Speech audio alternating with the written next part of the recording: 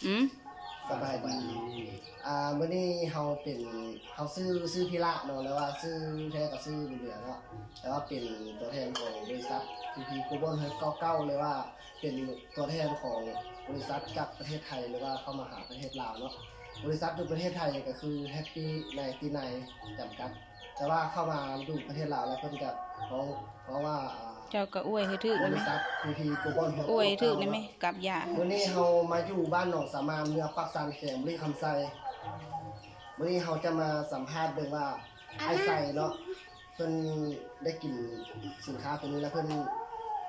มีอาการเป็นไงที่มาที่ไปของเพิ่นเนาะขอให้เพิ่นอธิบายเนาะ ตะกี้ผ่านมาหนนะ แล้ว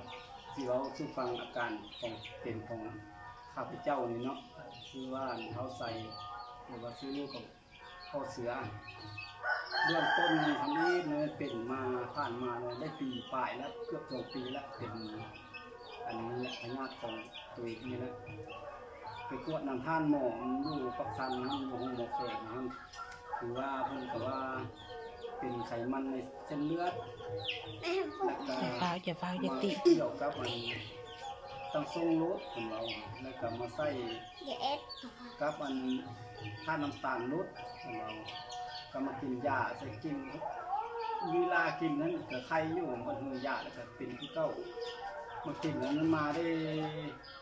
ประมาณ2-3 เดือน4 เดือนนี่แหละก็บ่ไปบ่มาหยังก็มาซอกกินเพิ่นโฆษณานะมันโทรทัศน์นั่นก็มาซื้อกินก็บ่ไปบ่มาหยังมาเห็นลูกหลานตัวนี้เว้าว่ายาตัวนี้ สมุนไพรตัวนี้ ยาดีตัวนี้แล้วคือว่าอันนั้นแท้คือว่าเพิ่งเขาทราบทั้งตัวใดก็คือว่าดีเราตัดสินใจมาซื้อกินลองเบิ้งความสามารถตัวเองลองเบิ้งมันเมื่อย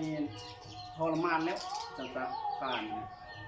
แล้วก็มาซื้อกินลองเบิ้งซื้อยาอันตัวนี้แหละครับนี้แหละเขาก็บอกว่าซื้อได้ เสริมอาหาร ยาเสริมอาหารนี่แหละเอสตี้บอกยาเสริมอาหารเอสตี้บอกตัวนี้แหละ เสริมอาหาร ก้อนเขียน ปีวัน เขียวนี่แหละมากินเบิ่งประมาณ1-2 เม็ดรู้สึกว่ามันสว่างออกคนตูนี่คือว่ามันบ่นักไปใส่มาใส่ก็คือว่าง่ายคือว่ามันบ่คล้องแข้งคล้องขาบ่นักแข้งนักขานะ คือตะกี้ผ่านมาก็เว้าก็ ผ่านมาหั่นแล้วเอ็ดหยังก็คือว่านักต้นโตคือว่าคืองอคือเหี้ยงบ่ฮู้จักสิอันใดมีแตอุกใจมีเงินก็บ่ฮู้อันจักสิไปซื้อหยังมากินนะมาตัดสินใจซื้อยานี่มากินแล้วคือว่าใครแท้มากินนะ เสริมอาหารก็ ยา เว้า เสริมอาหารกับสีซิ่วตัวนี้แหละโอ้โหตัวหนังสือได้ แฮปปี้วัน ยาอัน อย่าอันเสริมอาหารให้ปีวัน แอปปีวันนี่แหละกินซะก็มาไข่มากินมดแผงนึงกล่องนึงมันมี3 แผงเลยเนาะนี่เนาะกินมดแผงนึงเขาว่าสว่างมามันยังห่วยแม่มึงคือว่าไข่แท้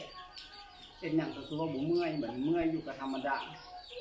เป็นของเมื่อยมันตะกี้อะไรเยี่ยมมันก็เมื่อยได้อะไรเนาะมากินไส้ตัวนี้ก็เอาไข่มาหมดกล่องนี้มาพักน้อยนึงพัก2-3 วันแม่มันคือว่าคักแท้มาอันคนครัวอันเอาอีกกล่องนึงก็น้าบ่เราก็มาใส่อัน